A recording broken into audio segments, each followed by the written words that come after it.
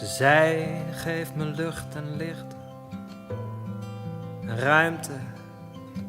Ze zei, dit is mijn moment. Een nieuwe man in haar leven ontwierp voor haar een kamer. En dat werd haar vizier op een nieuwe tijd. Al snel had zij een plan en dus verhuisde zij naar een ander huis, een experiment. De man was architect, hij zei, ik droom zoals jij. Ik geef de droom zijn fundament. Vanuit het huis keek je in het weiland. En dat weiland is verdwenen, maar het huis is er nog steeds. En weet je hoe het heet? Het huis aan de stadsrand, waar je hoofd rust in lijnen en vlakken. In zwart en geel en rood.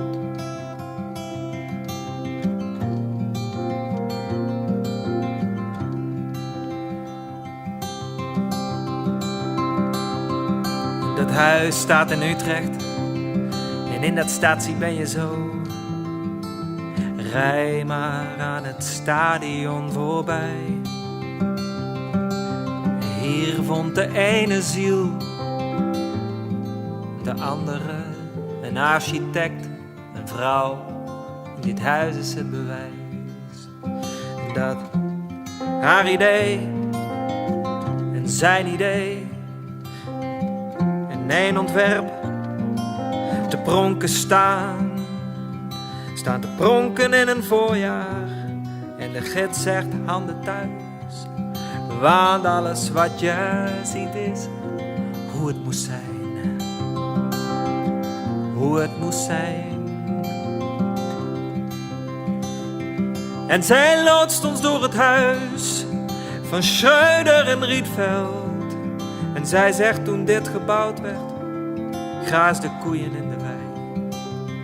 En dan opent zij de ramen en ik stel mij dat voor. Koeien waar de waterlinie wegloopt.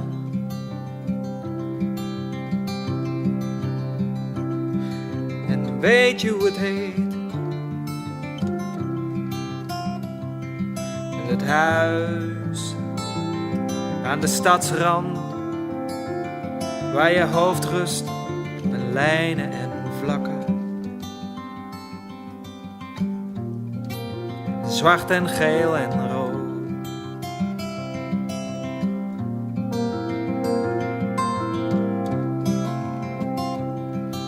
Zij geeft me lucht en licht en ruimte.